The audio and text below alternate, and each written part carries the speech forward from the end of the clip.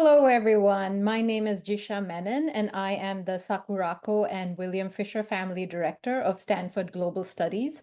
At the outset, let me thank my terrific team at SGS, Kate Kuhns, Kristen Hara, Julie Tatsukawa, Stephanie Pitkiewicz, Donna Evan-Kesef. Thanks so much for putting together this webinar. And to everyone who's joining us today, welcome to our Global Studies Global Dialogue session on Afro-Asian relations across Atlantic and Indian Ocean worlds. Global Dialogues is a program intended to foster fresh thinking on critical global issues and develop new approaches to grapple with the complexities of our interconnected and constantly changing world. Today, we will explore the dynamic and shifting relationship between Africa and Asia as we explore the entangled histories, cultures, and societies across Atlantic and Indian Ocean worlds. The fluid relations between Africa, Asia, and the Caribbean have been shaped through colonial practices of enslavement, indenture, and mercantile migration. It's been fostered through pre-colonial Indian Ocean trade relations and have evolved in the wake of post-colonial political formations like the non-aligned movement. Today, we will converse with scholars who work at the intersection of these questions to explore the cultural practices and frictions at the intersection of the Atlantic and Indian Ocean worlds. And leading this discussion is my colleague in the Film Studies program, Professor Usha Iyer, who is also Associate Professor in the Department of Art and Art History. She is the author of the award-winning book, Dancing Women, Choreographing Corporeal Histories of Hindi Cinema, and her current book project, Jamin, Black and Brown Media Intimacies Between India and the Caribbean, delves into the heart of some of the questions that we're going to be exploring today. Her research examines the affective engagement of Caribbean spectators with Indian cinema in relation to discourses of belonging and citizenship that have developed around the histories of African enslavement and Indian indentureship in Trinidad and Tobago, Suriname, and Guyana. We're excited to host this important dialogue. I'll hand things over to Usha now, who will introduce our speakers. Over to you, Usha. Thank you so much, Jisha. And hello, everyone. Welcome to this global dialogue on Afro-Asian relation across Atlantic and Indian Ocean worlds. I'd like to begin with a land acknowledgement. Stanford is an uninvited occupier of the traditional and unceded lands of the Movekma Ohlone.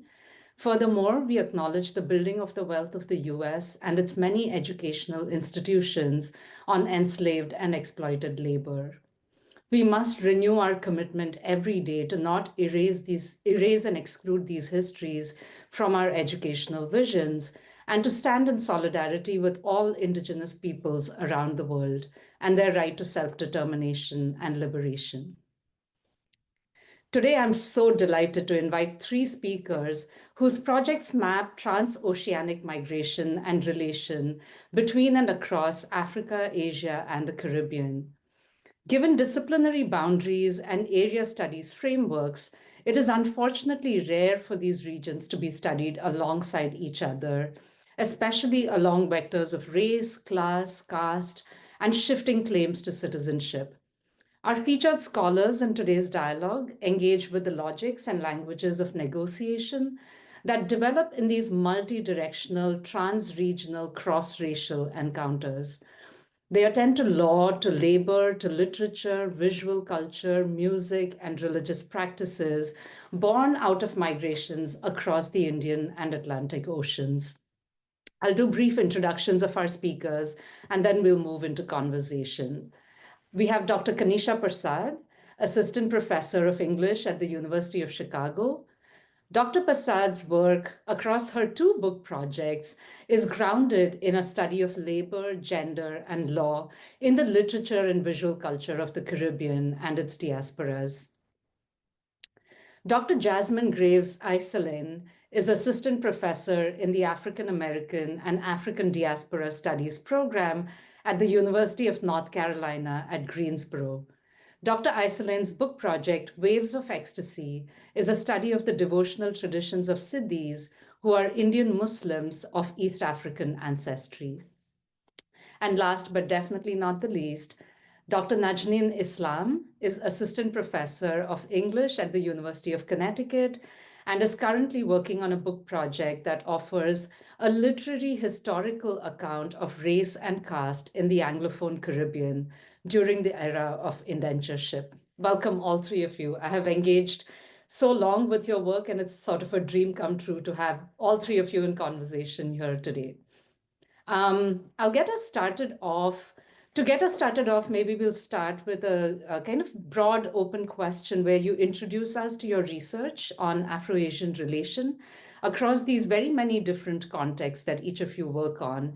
And could you also perhaps talk about the stakes of doing this work? We'll start with Najneen.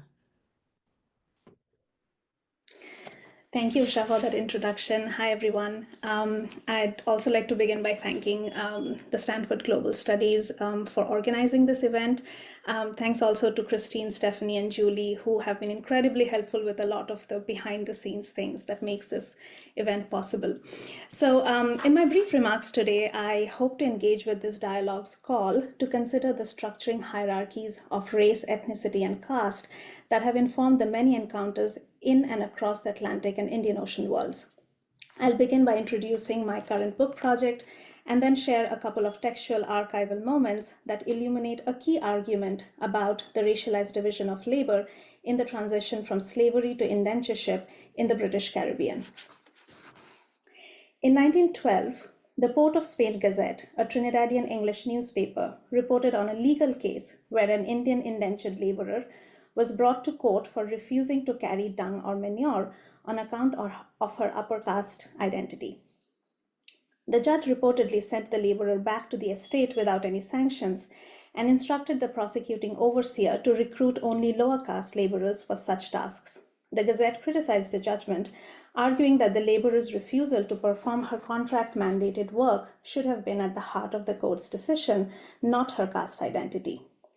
In the colonial selection of Indian indentured laborers, however, caste had always been a key determinant. Both ritualistic and economic understandings of caste were mobilized in the selection and management of indentured laborers. This legal case, appearing at a time when the system of indentureship had been operational for over 70 years, offers us a glimpse into the complicated relationship between Indian laborers' caste identities and the demands of plantation work. My book project, Recasting the Coolie, Racial Capitalism, Caste, and Indian Indentureship in the Caribbean, is a literary and historical account of caste in the Caribbean, its valence within the system of indentureship, and its encounter with race in the sugar colonies. While the quote-unquote New World coolie is understood to be a product of the racialized division of labor in the 19th century, I argue that both 19th century discourses of race and British colonial interpretations of caste were instrumental in the production of this figure. The recruitment of freely contracted labor necessitated comparative racialized assessments of Chinese, African, and Indian laborers. Ideas about the racial character of Indians had to be considered alongside their caste identities to determine their suitability for plantation labor. My project balances this inquiry into colonial governmentality and its instrumentalization of caste with attention to laborers' own experiences within the system that sometimes played into and at other times pushed back against the parameters set by planters and administrators. Reading with the grain of the archive, sometimes against it, and in conversation with literary fiction, the project traces the entangled histories of race and caste in the Anglophone Caribbean. In my remaining time, I want to turn our attention to a set of reports and exchanges that unfolded in the early 1830s, so historically at the cusp of emancipation and the transition to indentureship, that illuminate this entanglement and underscore the role that caste played in the construction of the Indian quote-unquote coolie. In 1836, I'm going to share my screen. Hopefully you can see it. Yeah, all right. In 1836, in their response to British planter John Gladstone's queries, the commercial firm Gillanders Arbuthnot and Company identified a particular group of laborers from India they had been sending to Mauritius and were only too enthusiastic to send to the West Indies as well. The firm described this group in the following terms, and this is what you see on your screen. The tribe that is found to suit best in the Mauritius is from the hills to the north of Calcutta, and the men of which are all well-limbed and active without prejudices of any kind, and hardly any ideas beyond those of supplying the wants of nature, arising, it would appear, more from want of opportunity than any natural deficiency. Among other things, such as their docility, tractability, and their capacity to labor, the perception of the hill tribes as a people without any prejudices was to prove vital to their desirability. This phrase indexes colonial apprehensions about how caste manifested in the quotidian lives of Indians. Planter J.R. Mayo explained this in more detail to a colonial emigration committee around the same time as these letters were being exchanged. So Mayo says this to a committee in 1837. Mayo observed, "Natives of caste require certain kinds of food, certain forms of cooking, and other observances. Of several castes in the same gang, one will not eat with the other or allow their food to be cooked by any other. But in several parts of India, there are people to be found who have no caste, especially the hill coolies of Bengal, a fine athletic race of people who eat fresh meat or any other kind of food without scruple." In this account, whereas Hindu laborers of various castes and Muslims maintained rules regarding food, cooking, and commensality, the hill coolies offered the double advantage of being a fine athletic race that was unencumbered by such restrictions. The Dangar people's position outside the system of caste, combined with repeated invocations of their primitive nature, expressed in many different ways, including likening them to primates than to men, which you can see in another letter from the firm. It established a specific logic, one that Kaushik Ghosh describes as the logic of caste as civilization in India. The Dangar people's primitiveness is indexed in their lack of religion, caste, education, and their state of being that is concerned only with the bare necessities of life. A couple of things are worth noting here. First, the description of these laborers as belonging to a tribe. The designation of specific populations as tribal itself has a deep racialized history in the subcontinent. As historian David Arnold explains, by the 1830s, as the interior parts of India became more accessible to Europeans, an increasingly explicit racial contrast began to be drawn between the Indians of the plains and those who inhabited the hills and forests. In this scheme, dwellers of the forest were characterized as aboriginal to India, primitive in their ways, and outside of the caste system. Inhabitants of the plains, by contrast, were deemed racially and civilizationally distinct and ordered as a caste society.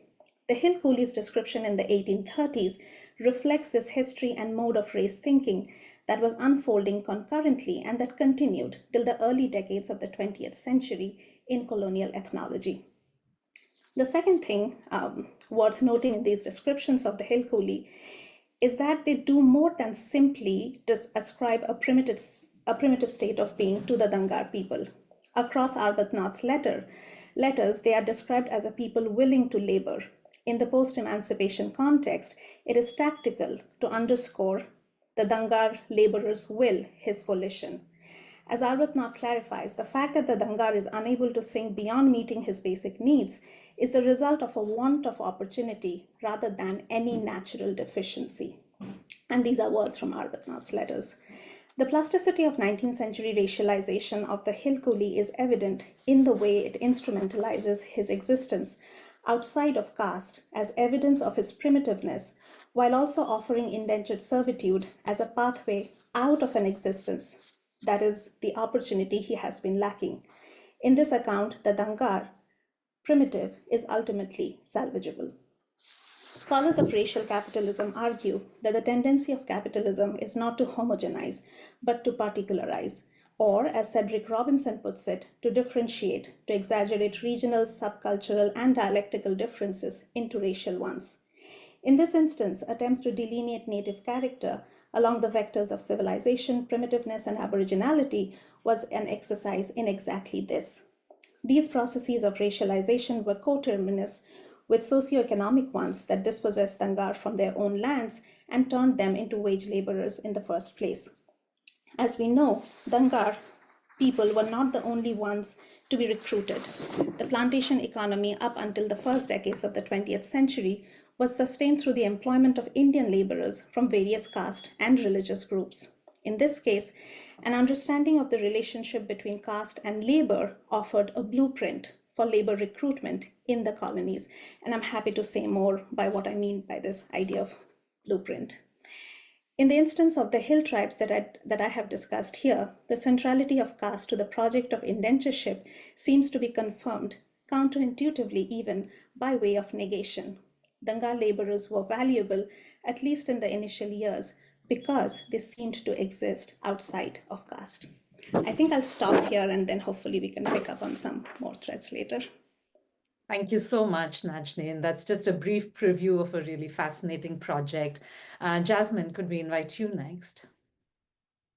Yes, thank you very much for the invitation to be a part of this conversation today. I'll begin by sharing my screen.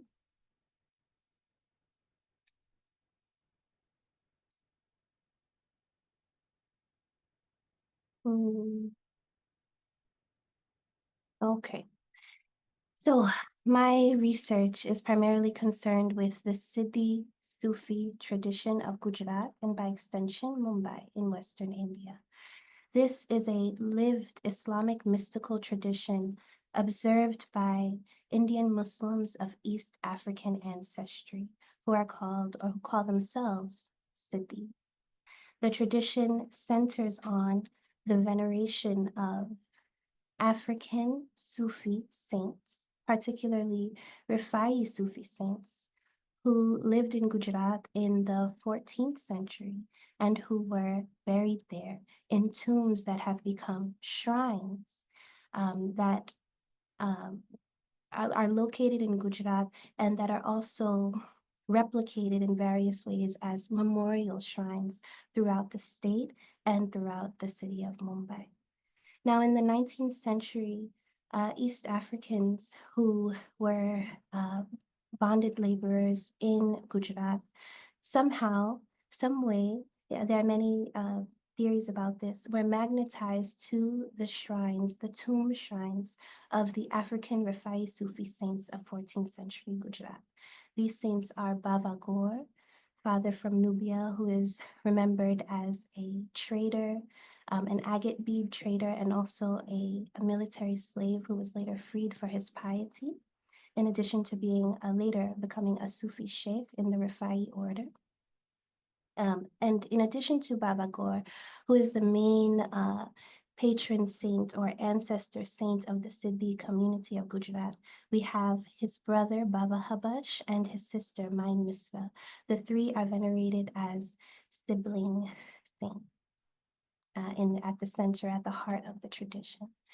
The image you see on the left is of the actual tomb of Main Misra. This tomb has become a shrine called a dargah, where people of various walks of life visit the shrine in order to ask for blessings. The shrine, however, is maintained by Siddhi community members, and the ritual traditions around this shrine are maintained primarily by Siddhi women. The image you should see on the right of your screen is an item called Main Misra's Galas, or water pot. And this item is ubiquitous in the rituals surrounding Main Misra's veneration throughout Gujarat and Mumbai. It is constructed with two water pots that are either metal or clay that have been stacked atop one another, topped with a coconut, bound with a sacred thread, and veiled with this ceremonial cloth and then garlanded. Now, my work has been to investigate the material culture of the Siddhi Sufi tradition, as well as its ritual culture, for evidence of its multivocality. And I'll discuss that in greater detail in just a moment. But the image on the right begins to highlight with this, how I'm using this term multivocality. The image on the right is of a jar form of a Hindu goddess. So this is called the Ghatstapana, or the installation of the jar form of the goddess. And this was set up by a Gujarati Hindu family in honor of their lineage goddess. And we'll see that the elements of which this jar form of the goddess are comprised, these elements are almost identical to the elements that are used to compose the aniconic symbolic representation of my Misra on the left. So through examining the material culture of the Siddhi Sufi tradition, I'm able to parse its multivocality. That is, the ways in which its materiality, its rituals, its oral archives speak to the multiple levels of the identity of the tradition and its practitioners as an African diasporic Indian Sufi community and ritual tradition.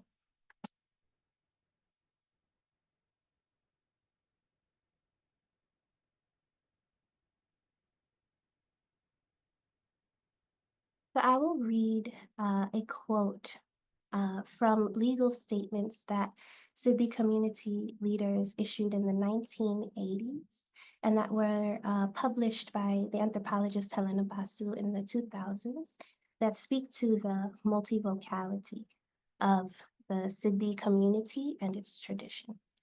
The statements read, according to Islam, Muslims do not do any other form of worship except their own and pray to no one except Allah. We, the people of the Siddhi community, are different. We, all the people of the Siddhi community, are actually the descendants of Baba Gaur and Baba Habash. So our profession is to say Jikro in Swahili, to worship the Dargah, to make journeys as fakirs to nearby places, and to pray to Dada, Baba Gaur, in the form of Tamal dancing. We sing prayers in Swahili and thus pray to Dada. So this statement self-consciously indexes the multivocality of the Siddhi Sufi tradition as a context in which prayers or devotional songs called jikr that involve Swahili lyrics are performed at a dargah, a shrine, a tomb shrine of African Sufi saints whom Siddhi community members see themselves as descendants of, symbolic.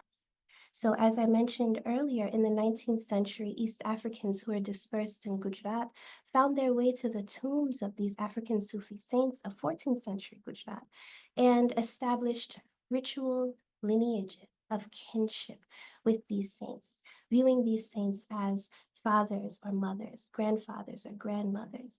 And in establishing these ritual lineages, they were able to integrate themselves into a community by taking on new names based on this ritual initiation and new kinship ties with the Siddhi Sufi ritual specialist or fakir that initiated them into the tradition. So this was the basis upon which community was built by Africans in diaspora in Gujarat in the 19th century. So it is through, in my work, I attempt to demonstrate how the Siddhi Sufi tradition, with its material culture, its ritual culture, its immaterial or intangible archives of oral histories, devotional songs, and even ecstatic trance states, illuminate layered histories of the African diaspora in India. And I primarily investigate this through the context of spirit mediumship. That is, ritual contexts in which the spiritual presences of these African Sufi saints, especially my Misra, are believed to be made manifest once more in the present to re-present, that is, make these saints present once again in order to provide guidance and healing to community members. Okay, thank you. I'll stop there. Thanks, Jasmine. Kanisha, could I invite you? Yes, and I'll echo the thanks to you, Usha, and to the entire Stanford Global Studies team. It's really a delight to be in conversation. So my scholarship investigates the legacies of slavery and emancipation in the Caribbean and in the broader Atlantic and Indian Ocean worlds. Therein, I use the conversations and tensions among literature, visual culture, and historical archives to investigate and bend categories of colonial capital. So in my first major project, tentatively titled An Illicit Wage, I ask how 19th and 20th century literature and visual culture in the British West Indies imagines freedom as freedom from wage work and from domestic life, contrary to the precepts of emancipation. But today I'd like to talk about a more embryonic second project, one I'm calling Strange Claims, in which I rethink the claim as a genre of legal and political redress. I do so through a series of 20th century claims in which individuals, families, and communities seek restitution, often in the form of money or land, for the unfinished legacies of slavery, Indian indenture, and colonialism in the Caribbean. Now, reparations are in the zeitgeist. In the last few years to decades, heads of state in the Caribbean and organizations like CARICOM have requested restitution for these historical injuries. Thinking about it through form, this official model of reparation is large scale, it's state-driven, it's itemized and precise, it's linear and evidence-based in its account of cause and effect of historical violence and injury, the kind of mark that remains. But instead, over more than a decade of archival research, I've occasionally found claims that look very different than this official model of reparations. The claims that underlie the Strange Claims Project offer a theory of recompense that is speculative rather than evidentiary, so no paper trails. It makes slavery, Indian indenture, and colonialism the justification for the claim. It's also often being made in the 20th century, activated by a kind of skepticism about anti-colonialism and the post-colonial. So a sense that political sovereignty can't alone resolve these unfinished legacies of racialized labor. And finally, often these claims are a bit more cheeky than noble in their tones. And so in this project, I want to ask, what might repair look like outside of today's state-driven model of reparations? What might even failed or foreclosed claims have to tell us about how British colonial subjects and their descendants have understood these questions themselves? Some of the claims include a 1986 oral history by a Trinidadian woman in pursuit of the land on which her grandparents, one of African descent and one of Indian descent, an indentured Indian laborer, had been exploited. Another, a rumor about among laborers about the transfer of land in the lead up to the centennial of emancipation in Jamaica. But right now, I'll take a closer look into a 1969 demand by a descendant of indentured labor living in London. So I'll share my screen.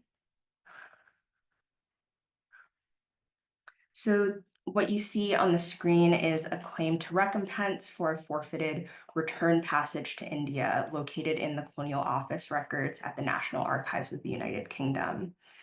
Titled Claims by Indian Laborers in the West Indies Against the British Government. The document was declassified only in 2001.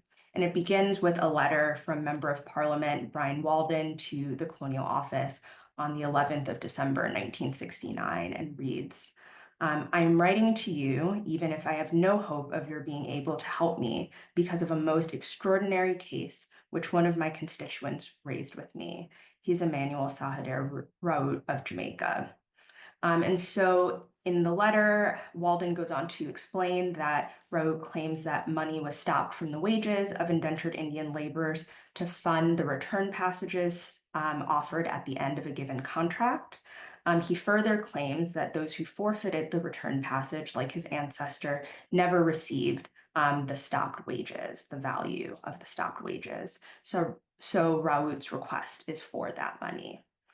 This then triggers an investigation at the Colonial Office about indenture, because in the short time between the end of the labor scheme in 1917 and 1969, it has already kind of evaporated from the British Empire's historical consciousness.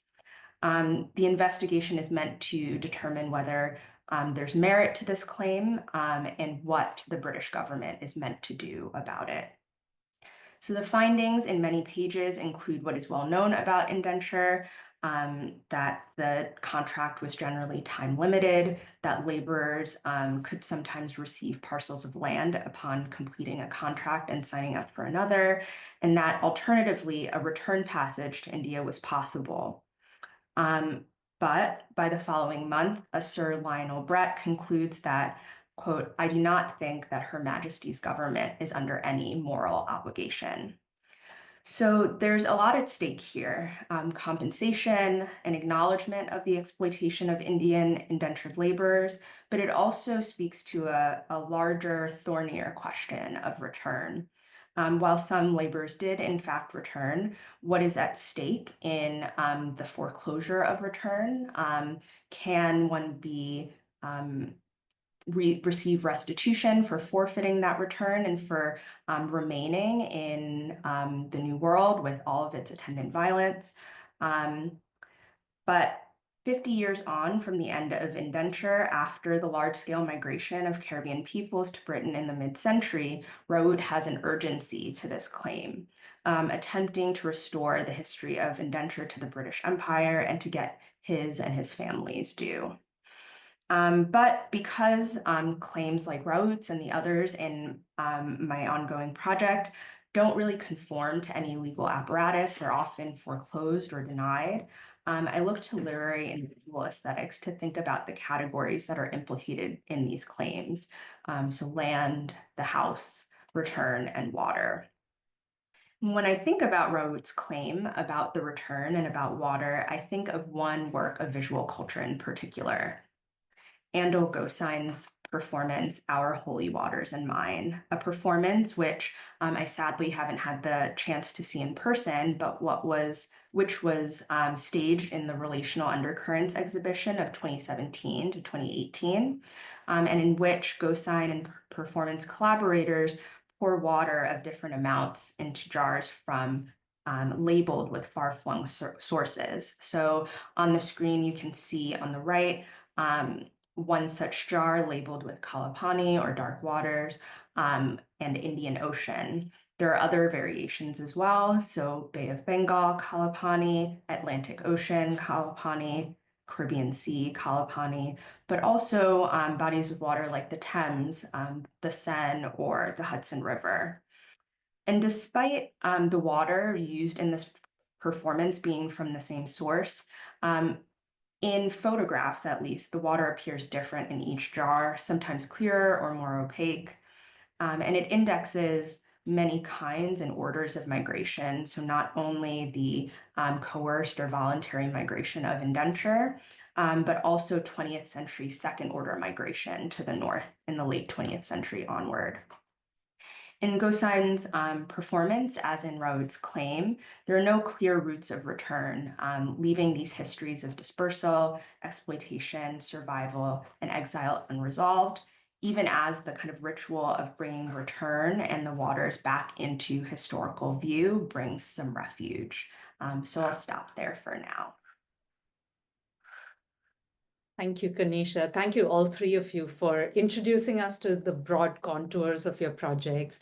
And I know it's very hard to get to everything in an hour and 15 minutes, but I do encourage the audience to enter any questions you might have into the Q&A box, and we will get to them later.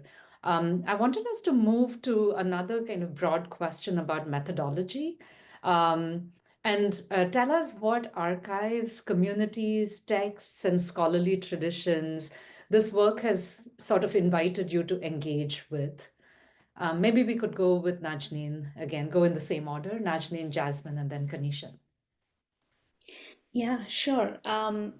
I'm kind of already seeing a lot of interesting overlaps between Kanisha and Jasmine's work in terms of this sort of movement between or across different kinds of cultural archives, right? So there is the historical document, there's also, contemporary artworks, there's also literature and sort of embodied practices, which comes up in Jasmine's presentation.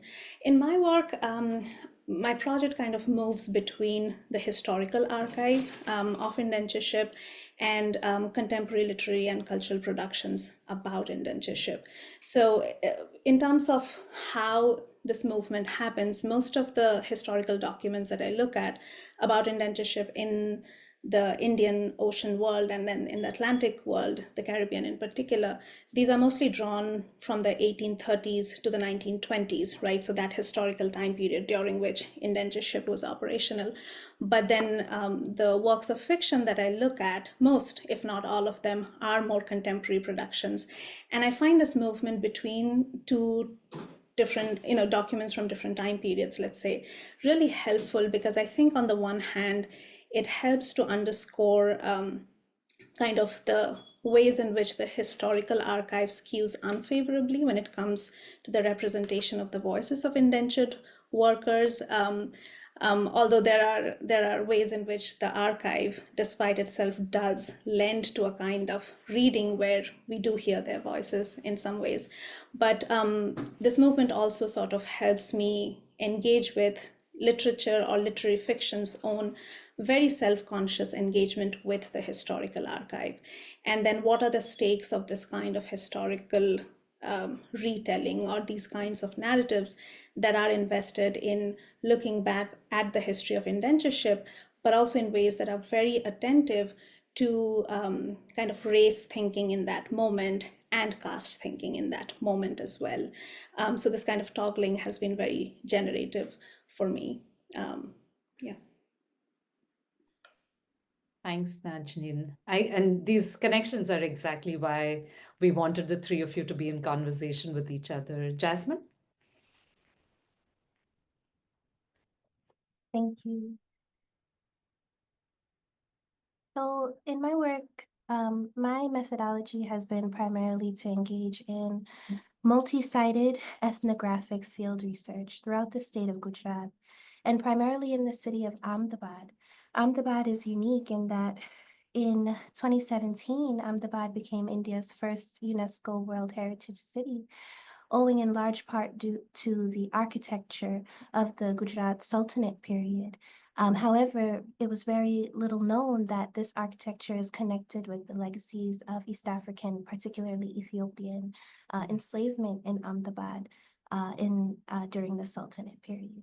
So Ahmedabad was a great place to investigate the connections between more historical waves, or what's considered the Habshi elite or the Ethiopian elite military slavery wave of the African diaspora in India, and then the more contemporary waves from the Southeast Africa that have led to the birth of the contemporary Siddi community. So in my methodology, I've consulted oral archives, textual archives, and what I like to call a ritual archive. So my oral archives include ethnographic interviews with ritual practitioners, oral histories of the saints and their lifetimes, their origin stories, family and community histories, and how these connect with understanding the African diasporic heritage of the community and its traditions.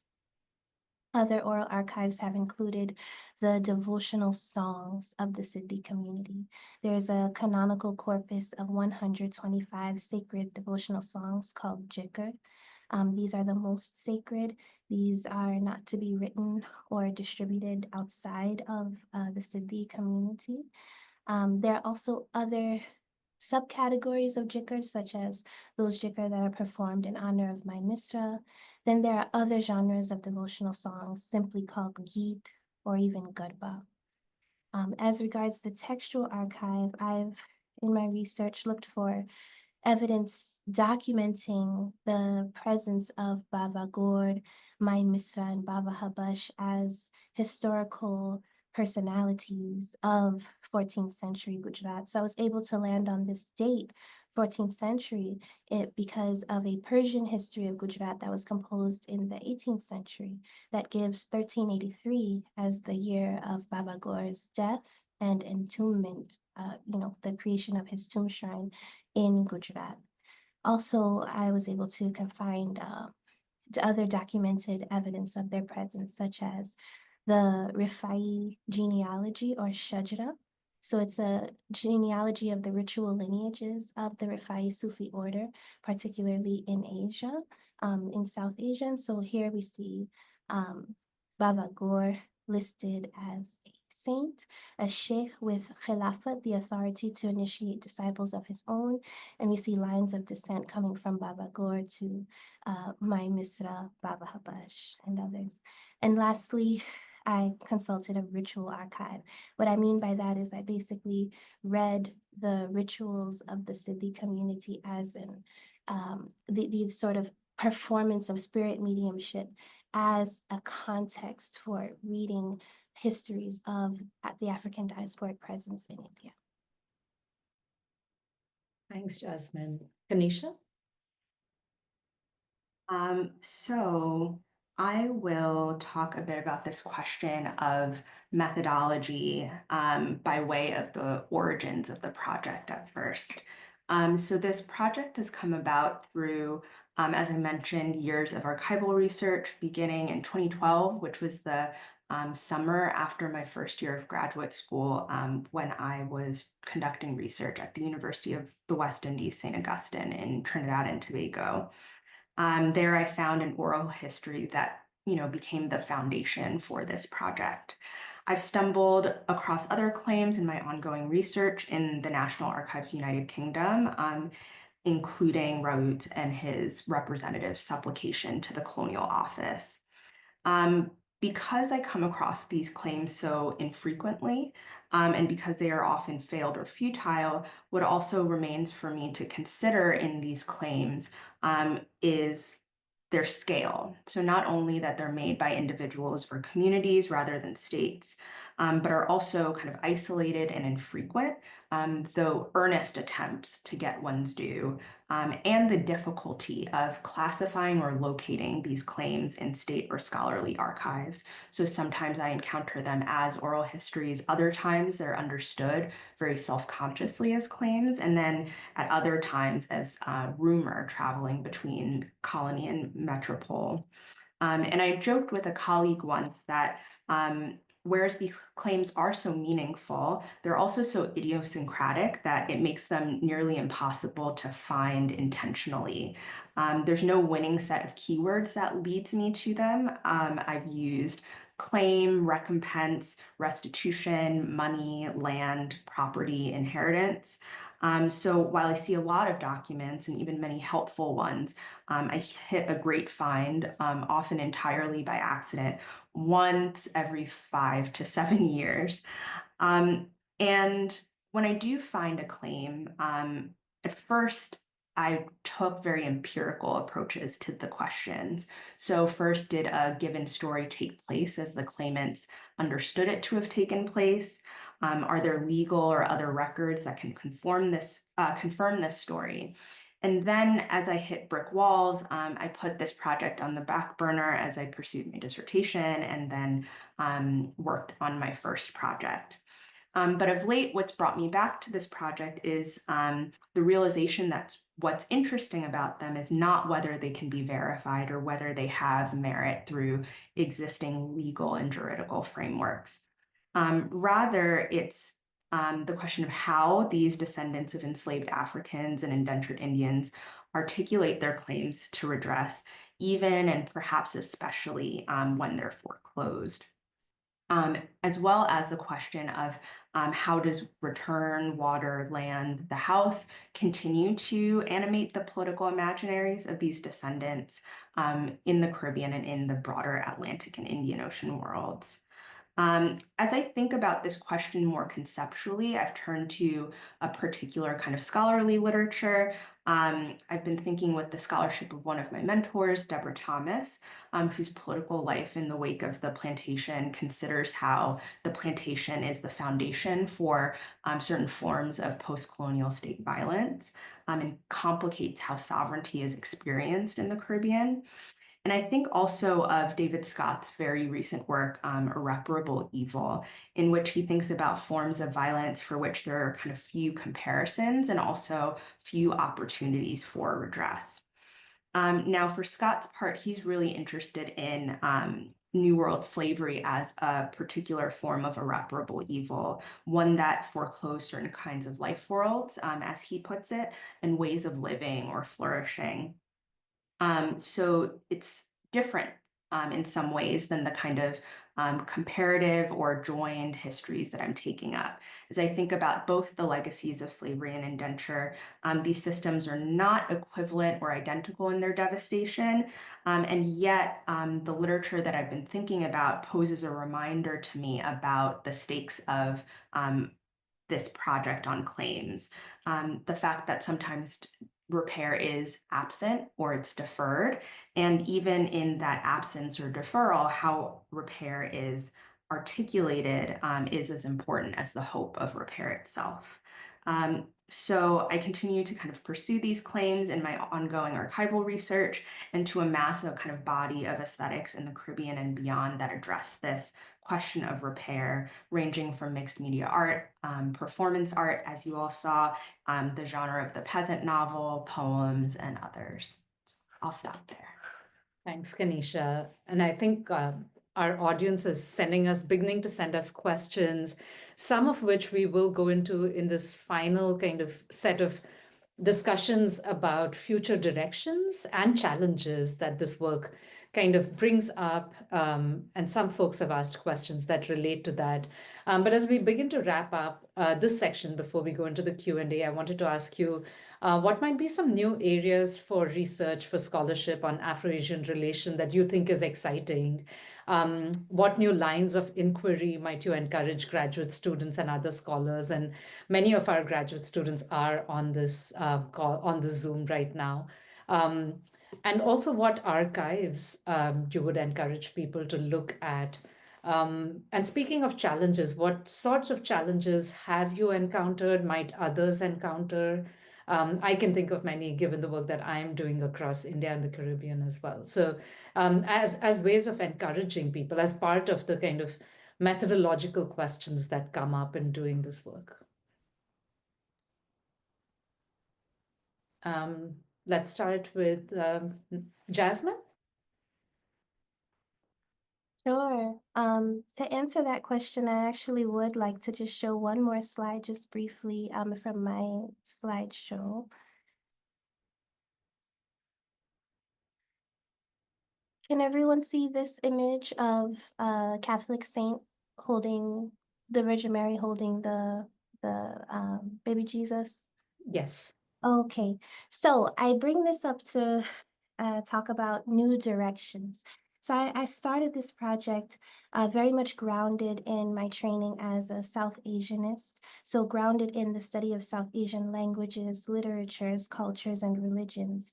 Over the years that the dissertation has grown and evolved into the book manuscript, I've engaged more closely with African diasporic religions of the Atlantic to help shed light on this theme of multivocality that I'm investigating in the city context. So just as Catholic saints have been viewed by people in the diaspora as lenses or as windows into the powers of the deities or forces of traditional African religions, so too in South Asia, we have an African Sufi saint who's being venerated in terms of a Hindu goddess who may yet also represent certain spirit classes from East African ritual traditions of spirit embodiment.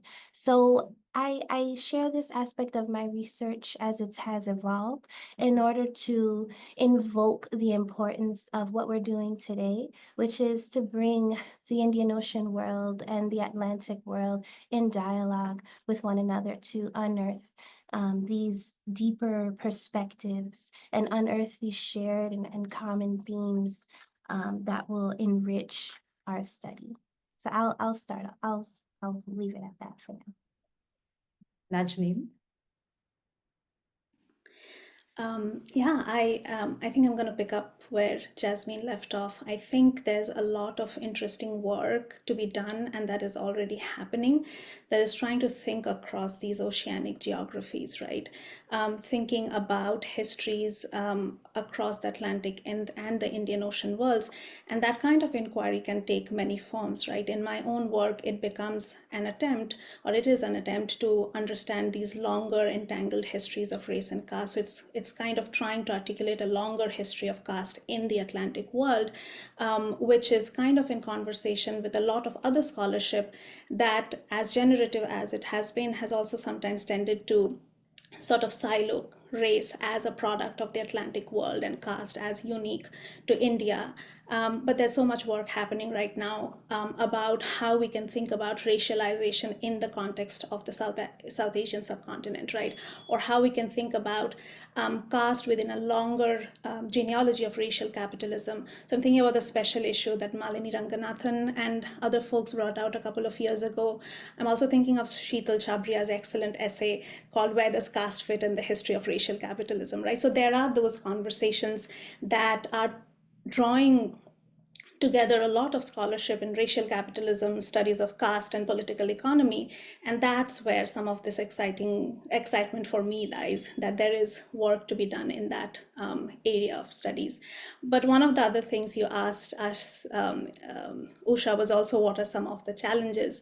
And I think from my perspective, and this is not fully formed because I'm still trying to work through it, but when it comes to some of the literary works I'm working with, or even some of the historical documents, the ones that I showed today are very explicitly about caste, but caste does not always show up in the most explicit or transparent forms, either in the historical documents or in the literary works that I look at. But you read it, you understand what are the different mechanisms through which labor is being constituted, construed, and then exploited, right? So reading for caste is a kind of a challenge itself that I am working through. I don't think I have a clear explanation of it, but it's a challenge. It's been a challenge and something that I'm sort of trying to work through. Kanisha? I'll just echo some of the comments that Jasmine and Nazneen have made. I've also, I think, registered some of the challenges of doing this work and thinking about archives.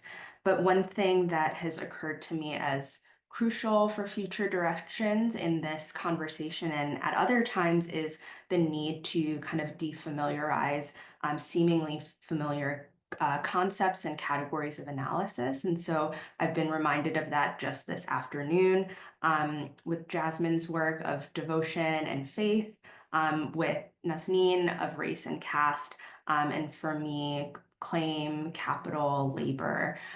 So I think that's really incumbent upon all of us to continue to do. It also strikes me that doing transhistorical work can help illuminate that those kinds of new ways of thinking about these concepts, as my co-panelists have already said. So what do the conversations between the present and the plantation past, or the present and a past of migration, how does that illuminate new ways of understanding these questions? And then finally, I think interdisciplinarity, which all of us are really engaged in across materials, bodies of literature, and breaking down kind of the assumed divisions between fields of study and genres, forms is crucial. Right. And the question of training, because so much of this training happens across those very silos, right? There are quite a few questions in the Q&A, so I'm going to propose we move to that. I have questions that I'll try and weave in with questions from the audience. Anjali Arondekar from the University of California, Santa Cruz, UC Santa Cruz, says, Jai Bhim, great comments all, and 3 linked questions for the 3 speakers. For Dr. Islam, what happens to the idea of labor and caste when the form of the contract does not serve as the suture to examine its legibility? Thinking of Mauritius, where women were rarely, if at all, given contracts, making their labor forms messy and often unreadable. For Jasmine, how does the legal post-colonial understanding of Siddhis as ST, scheduled tribe, or SC, ST, and OBC translate an understanding of their practices? Thinking of these debates around Siddhis in Karnataka, especially in the Belgavi district. And for Kanisha, can you say more about how the idea of return is complicated across the genres of your inquiry, across petitions, visual production, etc.? And I felt like that question opens up many of the questions that I have had and other questions that are in the Q&A as well. Maybe we'll go in the order. Najneen? Yeah, sure. Thank you, Professor Arondekar, for that question. First impressions, you're raising a big methodological question, right? Which is to say, when in the context of Indian indentureship, when we do think about labor and caste, so much of our thinking can be mediated by the form and the genre of the contract, right? But as you rightly point out, there are so many historical instances in which figures, individuals show up in the archives that seemed to be in excess of or exceed precisely those kinds of colonial forms and genres. So I'm kind of thinking about a very specific instance, because you mentioned the case of Mauritius. I recently came across this I think it was a commission report where this Muslim woman, a woman who identifies herself as Muslim, keeps talking about having lost caste. And, that is how she is recorded as talking about caste. Did she use the word jat? Probably, because we know in the more colloquial form, that's a word that might have been used when people talk about crossing the oceans and losing caste, right? It struck me as interesting for a number of reasons, because of the kind of labor she was expected to perform, and that she talks about explicitly to that commission, and because she's insistent there's a kind of repetitive pattern in the way she talks about her identity and her work. So even as she talks about loss of caste, she's also like, I am a Muslim woman, this is what has happened to me, which is not to suggest that caste is absent in the Muslim community, not at all, but that it opens up another possibility of thinking about caste relationally, right, in terms of people's experiences within the system of indentureship. But I'm also thinking maybe there's some scope here to acknowledge, for me at least, that the contract is not a transparent document ever, that the contract cannot always mediate our understanding of caste and labor. And I say this because there are so many instances too, where on the one hand, colonial officials would keep complaining about how a lot of indentured workers would misreport their caste identities in order to be allowed to emigrate. So I'm currently looking at this set of documents from 1840s where there are so many complaints about how people would hide their caste identity, which would go on their contracts, because at least the ticket per se would include information about folks' caste identities, right? But then these colonial officials would go on to say, once they come, they show their true colors. They are obviously upper caste. They don't know how to work. Look at their hands. They are too soft for manual labor, all kinds of things, right? Which in relation to your question is then making me think that the contract at the end of the day is a kind of constructed document. It has its own logic. It has it's kind of its own genre, which cannot at the end of the day capture this any transparent understanding of caste and labor, which is where probably these sort of commentary on the sidelines of these documents becomes so interesting, both to acknowledge the limitations of the contract, but also to see how indentured laborers were sort of making heterodox uses of the contract itself. But those are very preliminary thoughts in response to your question. Jasmine? Thank you very much for your question.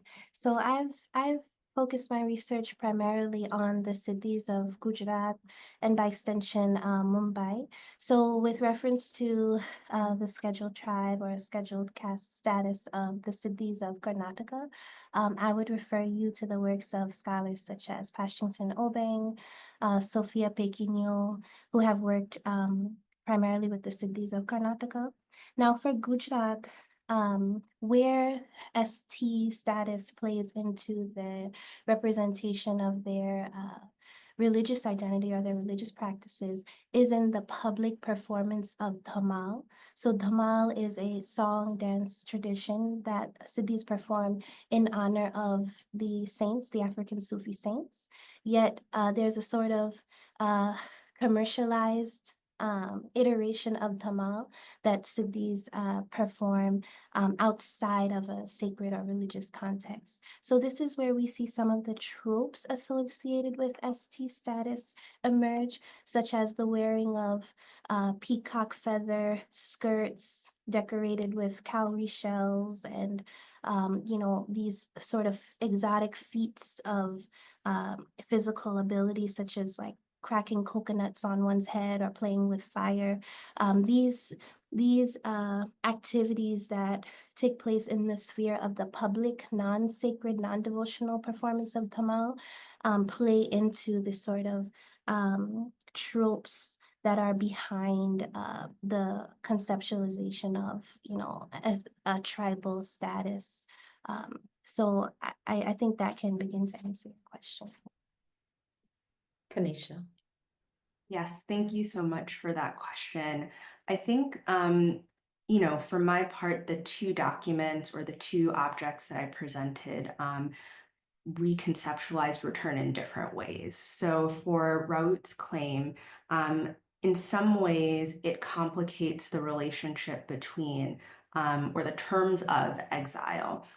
So by asking for the value of the wages stopped from his ancestors' work, in some ways, it feels to me as though Raoult is acknowledging that the plantation is what stands in between himself in the present and his present citizenship, his status as a citizen of the British Empire, and any origins. And so the wage is the kind of mediating factor for that relation. It's what sets his ancestor into motion. It's the basis by which he's exploited. And it's also what stands between him and the possibility of return or making one's way, continuing to make one's way in the new world.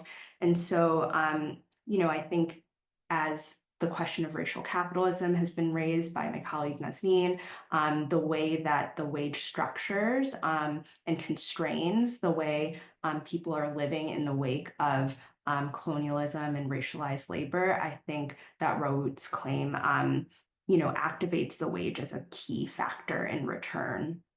For Gosine, I think he also muddles the question of origins and destinations. So what strikes me about the performance is that not only is it this kind of ritual of pouring and labeling bodies of water, but it's very controlled. So rather than the kind of sprawling expanse of Atlantic and Indian Ocean worlds, or even smaller, but still, mighty bodies of water like Lake Ontario, what he has are these jars of water that can be handled and rearranged.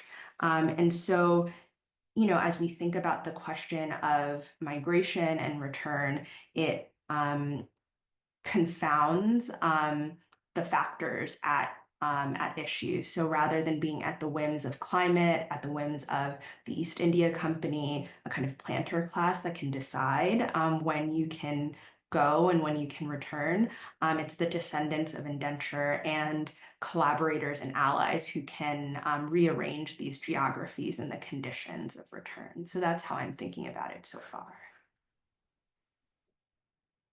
And interestingly, Andil Gosain does this through kind of scale in the work as well, right? So to turn these big masses of water into mason jars, but then these massive, what they're currently working on, kind of the flower exora, which is used to stand for the multiplicity of the Caribbean, but make each stem of it into these monumental sculptures.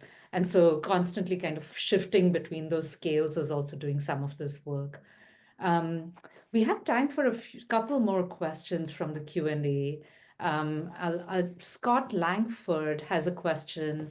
I'm curious about what is known about the origin and global spread of the word coolie, in quotes, including here in California, as for example, famously applied to Chinese immigrant laborers used to build the Transcontinental Railroad and or as farm labor by Leland Stanford and other American oligarchs in the 1860s. Did the word and the legal category of a coolie originate in India under British rule, or was it first applied to Chinese laborers and then applied to Indian indentured servants or elsewhere? Anybody who would like to respond to the questions that are coming in now? I can attempt to answer that question. I don't know if I would say that the term coolie, which in the context of the Caribbean, as we know, kind of took on a whole racialized pejorative valence.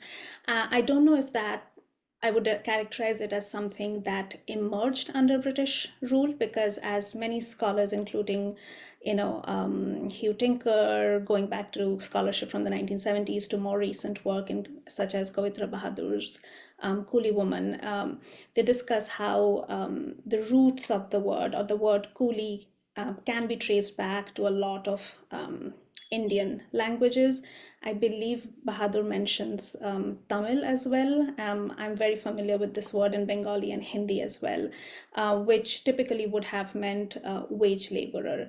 What is interesting here is how this word kind of has its own transoceanic journey just as a lot of other Bhojpuri words do in the context of the Caribbean, and they take on a whole different set of associations, racialized associations in this case, in the context of the Caribbean.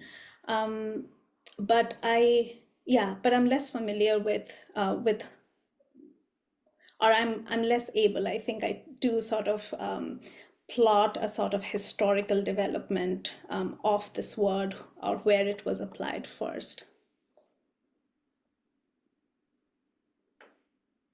Anybody else with a response? Or we could move to one of the other questions. There is a broad question about entangled colonialisms.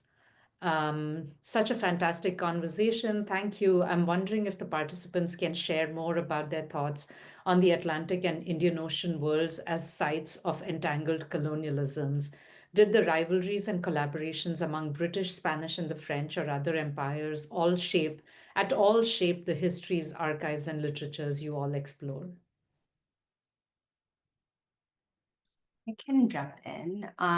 So at one level, I mainly study the former British Empire, and that's for the reason that I'm interested as I trace and investigate and bend these categories of colonial capital. I'm interested in the kind of style of British colonialism as what Hazel Carby calls continuous and rigorous accounting. But that said, of course, as a site of contested colonialisms, as you say, Nico, certainly informs the archives I've studied. So just one example are the archives of the East India Company. In my first project, I'm thinking of a document that charts the various ways that indentured Indian laborers sought to recuse themselves from labor, including by means of self-harm, in fact. And so one of the doctors that is cited is a French doctor who worked across all of the Guyanas, a Dr. Francois Chaumont, I believe. And so, the Guyanas changed hands, of course, between French, Dutch, and British hands, and were divvied up at different times in different ways. And so in thinking about these kinds of landscapes of labor and recusal of escape, I do certainly encounter these contested colonial.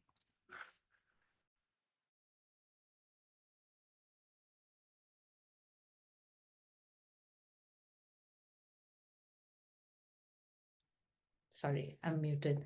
I wanted to ask Jasmine a question about the kind of particular location of Siddhis in Gujarat, which your work focuses on, and Mai Misra and these other kinds of forms of ritual performance as syncretic, and what are the tensions that are manifest in a more overtly right-wing Hindutva Gujarat, in addition to the colorism and anti-blackness, if one were to use US kind of terminology in India more broadly? So how does this get manifest in kind of neighborhood spatialization of the Siddhis, of sacred spaces and performance kind of areas? Oh, that's a very potent and important question. So the Siddhis in Ahmedabad, which is my primary field site, live in the old city. The old city is more associated with the Sultanate period architecture.